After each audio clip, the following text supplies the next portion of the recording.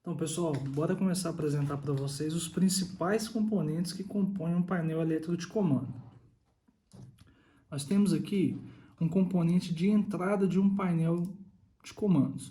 Esse componente é uma chave seccionadora, onde, no caso, ela é tripolar, né, para sistema trifásico. As fases entram aqui em cima e vão sair embaixo. Qual que é a função da chave seccionadora? Ela tem função básica de ligar e desligar o circuito. Ela abre e fecha o circuito.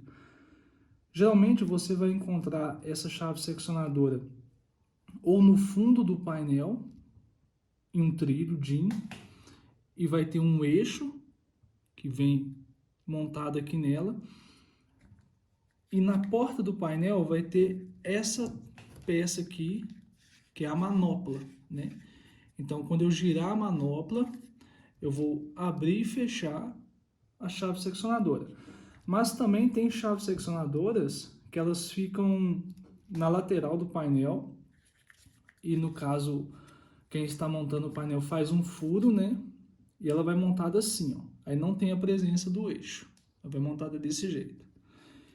Então, aqui é a chave seccionadora. Ela não tem função de proteção. A função dela é simplesmente energizar o painel, desenergizar o painel. Em muitos casos, quando o operador ou a pessoa da manutenção, ela vai realizar a manutenção, ela vai desligar o painel elétrico, obviamente o eixo, né, que vai aqui, vai transmitir esse movimento aqui, ó, para a chave seccionadora, e ela vai abrir, vai interromper a energia elétrica do painel. E pode ser colocado um cadeado de bloqueio, né? Você coloca um cadeado aqui e a chave fica com o eletricista, então o painel está desenergizado, ele pode operar, fazer a manutenção, né? Então essa aqui foi a chave seccionadora. Como eu disse, ela não tem função nenhuma de proteção, é simplesmente ligar ou desligar o circuito. Agora nós vamos falar um pouco dos disjuntores. Qual que é a função do disjuntor? Nós temos, em um painel de comando elétrico, você pode encontrar dois tipos de disjuntores. Tem os disjuntores DIN, norma DIN, que são esse tipo de disjuntor aqui. Tem ele unipolar, quando ele é unipolar é que ele passa só uma fase, certo? Tá vendo? Ele tem um ponto só de parafuso. Tem ele bipolar, né? Então ele entra duas fases aqui. E tem ele tripolar, já é para o sistema trifásico. Então ele vai entrar as três fases, sair as três fases. Qual que é a função do disjuntor? O disjuntor, basicamente, ele tem a função de seccionar o circuito, né? Ligar e desligar também, igual a chave seccionadora. Qual que é a diferença dele para a chave seccionadora? A diferença dele para a chave seccionadora é que ele tem ação de proteção, diferente da chave seccionadora que não tem. Quais são as proteções que um disjuntor pode oferecer para um painel elétrico? Ele tem proteção térmica, né? No caso, se uma corrente elétrica que estiver passando por esse disjuntor for maior que a corrente que ele foi fabricado para suportar, ele vai desarmar o disjuntor. Então, ele tem essa proteção. Diferente da chave magnética, que ela não tem, a chave seccionadora, que ela não tem essa proteção. Então, esses são os disjuntores que podem ser encontrados. Outra particularidade desse disjuntor é que ele tem a proteção térmica, que eu falei, né? E ele tem a proteção termomagnética, térmica de corrente elétrica e magnética, porque ele também, em caso de curto-circuito, ele também vai desarmar, ele vai desligar, certo?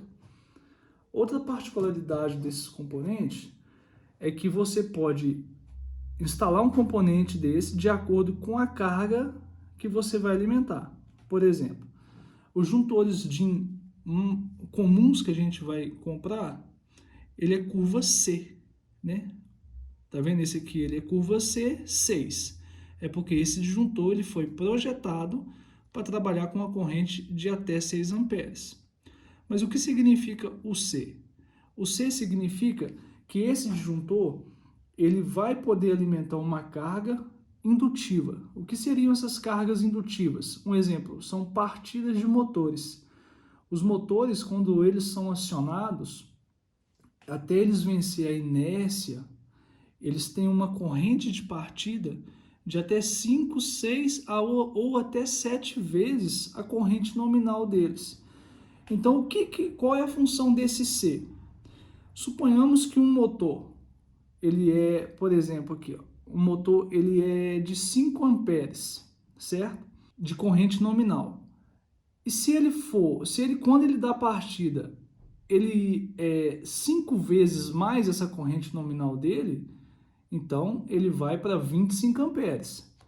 Concorda comigo? Se a corrente nominal dele é 5, eu poderia colocar um disjuntor de 6 amperes. Só que na partida do motor, essa corrente vai para 25 amperes. Então, o fato do disjuntor C, essa letra C, é como o disjuntor não enxergasse essa corrente na partida. Então, ele iria ignorar essa corrente de partida do motor por essa questão. Então, ele foi projetado para isso, para esse tipo de carga. Ele vai permitir, né? É a curva do disjuntor. A gente chama de curva. Então, ele é um disjuntor de curva C. É bem comum, é bem genérico, a maioria das vezes o pessoal aplicar o disjuntor de curva C. É bem comum, você vai encontrar isso em diversos painéis. Então, fique sabendo que é um disjuntor para esse tipo de carga. Disjuntor que ele vai suportar uma carga de partida e não vai desarmar, né? Vamos pôr um exemplo, o motor partiu, funcionando, ele não vai desarmar. E nós temos também um disjuntor de curva D, que é igual a esse aqui, que ele é para cargas ainda mais indutivas. Suponhamos que existe uma carga, um motor de grande porte, que esse disjuntor de curva D, ele vai suportar essa corrente de partida em um tempo maior que o de curva C. Então, o de curva D, ele vai suportar uma corrente, ele vai segurar um tempo essa corrente sem desarmar. E tem também o disjuntor de curva B.